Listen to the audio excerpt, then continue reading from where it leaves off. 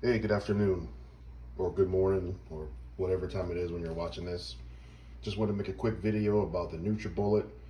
If you have one and it's not quite working right, there's a couple things you can do to make sure it is working correctly. Um, it's pretty easy to take apart. There's 3 screws in here underneath these little rubber caps here. You just need a pair of pliers, needle nose to pull them off. There's 4 screws on the bottom there. Then there's another inner sleeve with like 3 screws and a little area where the plug goes. So pretty simple to take apart. I use a napkin or a paper towel, lay the screws out so I don't forget where they go. And you can use your phone or tablet or whatever and take pictures and just make sure you put it back together correctly. But usually what happens is sometimes food or juice will get down inside of here and it'll stink.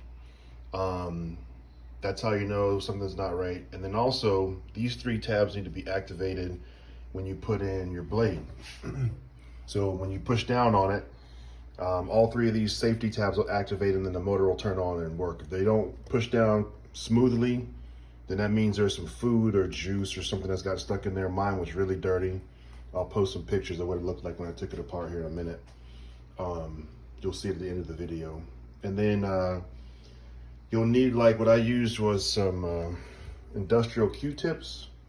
I used some wet wipes. Any of those will do. And then I even cleaned the contacts for the motor that spins in there.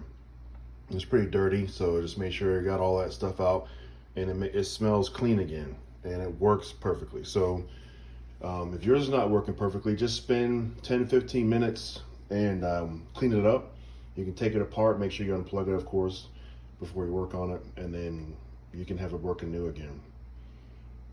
So don't be afraid. And if worst comes to worst, you mess it up, you could throw it away and buy another one. But if you can fix it and make it work, save $1 or $2 right now and use it on something else, then it's worth it. I kind of like to tinker a little bit, so it wasn't too bad. I'll post another little video attached to this here so you can see how it works. So this is how I check it out and make sure it's working correctly. Here I have a small cup with the base. You see the tabs there on the side, right there, that go in these little tab areas right here. And all I did was put some water, maybe about 1/3 of the way full, and 1 drop of soap, so we can get an idea of how the agitation works.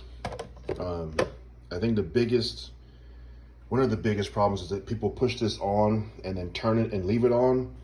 And really, according to the directions, you should really just pulse it by just pushing down.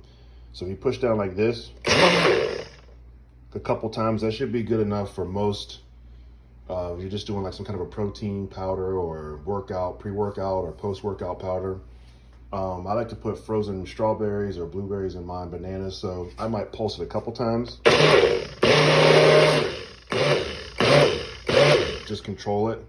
And then that does 2 things. Number 1, it allows it to go up and then settle and then get back to the blades again, but also it doesn't create a vacuum inside of there. So sometimes my wife will complain that she can't get the top off, and it's because she's turned it and locked it into place. And we don't necessarily have to do that. So if you can get into the habit of just pulsing with probably 90% of the stuff you put in there, it'll prevent that from happening. And then I like to do the soap in here just so it gets around the blade and inside where the rubber gasket is. And then occasionally I'll take that gasket off and clean underneath it, inside the blade area there, and let it air dry because it'll begin to stink as well. But if you have those issues, it's pretty easy to solve, and there's videos on YouTube and that can help you. And like I said, they're not very expensive, but if you're trying to make it last a little bit, spend a few minutes like once a year cleaning it up. And if you take it apart, then do that, and you'll be very surprised. And I'll show you some pictures here in just a second of what mine looked like. So here you'll see, actually this is a little embarrassing, but you'll see some of the leftover shakes and stuff get left inside of the machine from being pressurized or what have you. It's a little embarrassing, but it's very, very easy to see how that could happen, why it would happen.